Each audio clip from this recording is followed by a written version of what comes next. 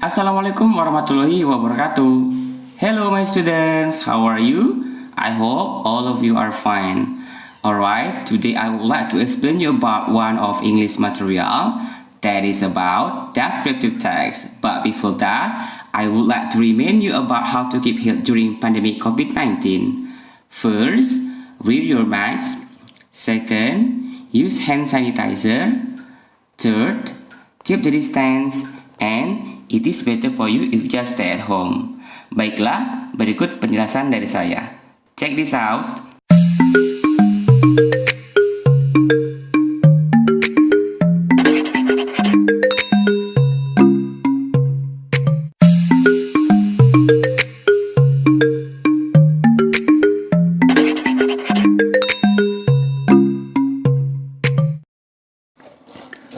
Alright my students, if we talk about descriptive text, I'm sure and I think you ever learned about this topic when you were in junior high school.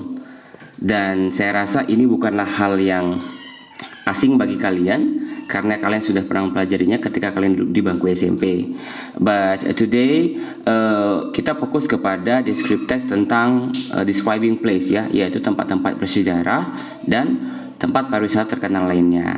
And then, in this opportunity, I would like to explain you about the essential material of this text. Take a look to this main mapping.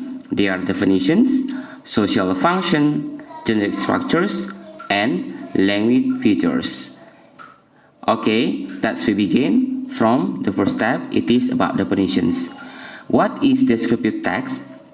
Descriptive text is a type of text which gives descriptions about an object, living or non-living things such as person, place, or things. Jadi di sini descriptive text adalah salah satu jenis teks yang mendeskripsikan tentang objek, baik benda hidup ataupun benda mati, bisa berupa orang, bisa tempat, bisa things ya. Things ini juga termasuk di dalamnya adalah hewan ya. So in this descriptive text, if you want to describe about something, for example, want to describe about your best friend, so you have to describe about their physical appearance like tingginya berapa, ya kan?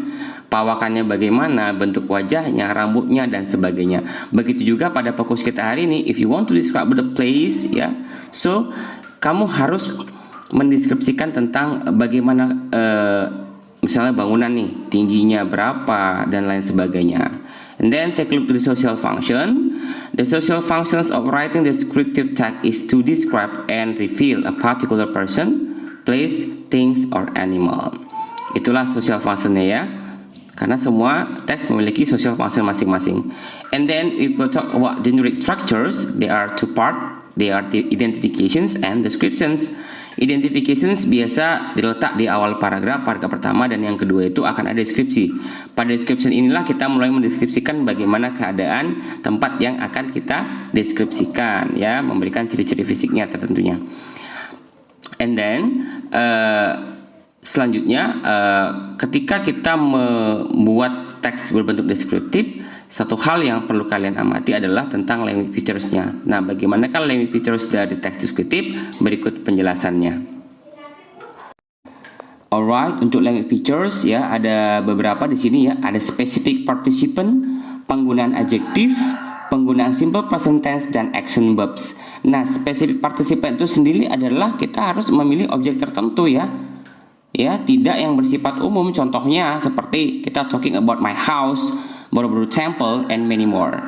Kemudian penggunaan adjektif di sini. Nah, adjektif di sini adalah kata sifat yang memperjelas noun, kata benda. Contohnya, a beautiful beach, a handsome man, dan lain sebagainya. Kemudian why we use simple present tense? Because kita menceritakan fakta dari objek deskripsi. Nah, di sini kita menggunakan infinitive verb ya atau verb one, menggunakan to be ASMR yang biasa sudah pernah kita pelajari sebelumnya. Dan terakhir ada action verbs. Di sini terdapat kata kerja yang menunjukkan sebuah kegiatan, contohnya seperti run, sleep, dan lain sebagainya. Alright, ini dia contoh dari descriptive text. Teks pertama, judulnya Tanjung Setia Beach. Jadi, seperti jenis structure ya, yang sudah dibahas sebelumnya, ada dua bagian. Jenis structure-nya ada identification, ada descriptions. Identification pada paragraf pertama, description paragraf kedua dan selanjutnya. Jadi pada paragraf description mulailah kita deskripsikan tentang tempat atau benda yang kita deskripsikan. Seperti di sini ombaknya 7 meter tingginya dan sebagainya.